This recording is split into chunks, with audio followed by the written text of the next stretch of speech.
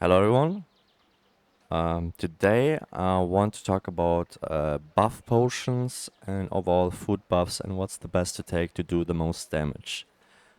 Let's start with the first buff that many might not even know is the sleep buff. So when you go to your house and you sleep, you will have a chance to get either a buff or a debuff. I already rested, so I rested and I got this buff. Journey to Another World is what the buff is called. And I got 3% basic attack, 3% skill damage, 3% healing. Um, Pretty nice gain. Can't complain. A free buff. And you can always take this before you actually go do your Abyssal Frontier or maybe some other important stuff. Besides that, there's another buff that you can take from the beer lady. That's how I like to call her. You come here, go in. You can go talk to her and craft a beer party. Usually those here are group buffs.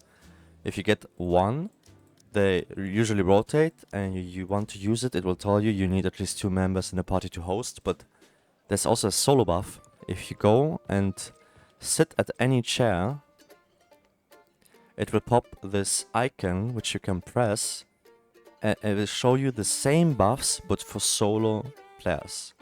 So I can just buy this, drink it,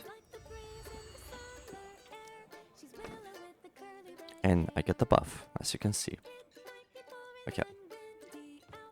So next is the legendary potions. Let's get out of here. The legendary potions. So what are legendary potions? It's those 4 potions. The 4th one is just gold gain. It's whatever.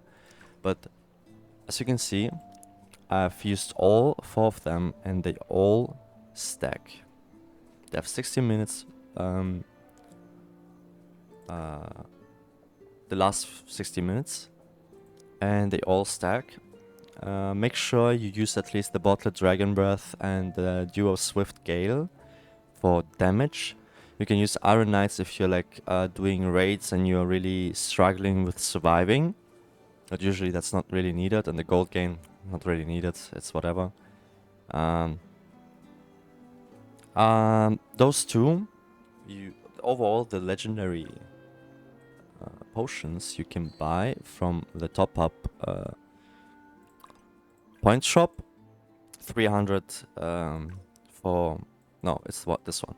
1000 for 10 of each. And you can buy also the Bane potions pack. This is the other potions that you can stack. They usually give you like 6% damage towards special type of enemy. Like Otherworld is anything from the Otherworld. So monsters, the raid bosses, all that is usually Otherworld. If something is mecha, it has to actually be mechanical, like not talk or anything like that, like the bosses in Hextures. And yeah, you can buy them here.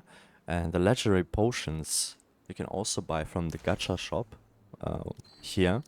You go to item. You can see it here, legendary potion supply. You can buy you can buy up to 3 monthly for 40 Essence of Brocade each. So if you're like selling your gold and gambling for outfits, you will eventually have a few of those Essence of Brocade.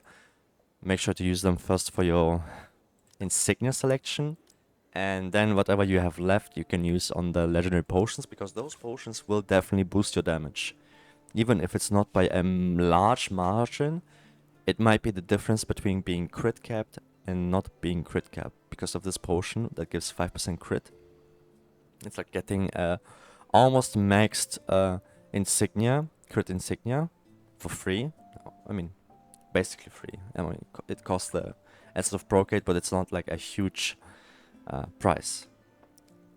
Definitely worth buying. I recommend. And another thing that you can actually get is, not here, from Pet Gacha. Let's say you gamble for the pets. You have a chance to get the Bane Potion pack. So you might have a few of them by gambling for the pets. So it's literally only from this or from the top-up shop that you can gain the Bane potion packs. So they're way more rare than the legendary potions. So do not just use them on everything you can. I would recommend saving the Bane potions for times where it matters. Then legendary potions, you can use them actually whenever you want. It's like whatever. You can gain a lot of them. But those would be like the potion stuff. As for food buffs. So, first thing for food, you can't stack the same type of food multiple times. As you can see, this one has type elemental. This one has type assault. This one has type protection. This one has restoration.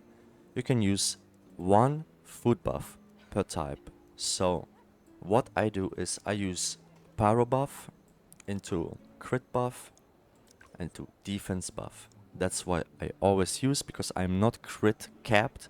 I want as much crit rate as possible. I've tested multiple times and crit rate has been the best food so far for the most consistent damage. If you're crit capped, I would definitely use skill damage. If your skill damage is low, use skill damage. If you have really high skill damage, I would just go for physical attack buff because just a short PSA, you have the basic stats that are multiplicative with the elemental stats and then you multiply again with the advanced stats. It's not clear yet if every single advanced stat is a separate multiplier. It could also be that all the advanced stats together make one multiplier, but what is clear is that it is a multiplier, so you want to have a balance between advanced, element, and basic multipliers. So if you have, let's say, 150% crit damage, you want to have as close pyro damage as possible to the 150 crit damage, so I'm quite a long way away from that, and obviously as close advanced damage as you can to the pyro. So you want to like balance them out to gain the most highest multiplier possible and increase your damage more. So that was about buffing and how to increase your damage. I hope this helped you. I hope you find it useful. If you do, make sure to like, comment, and I do stream on Twitch every day. If you have any questions, that you want to ask me live, make sure to hop in. I'm down to answer whatever. But yeah, this was it for this video. Thanks for watching, and I'll see you on the next one. Bye bye.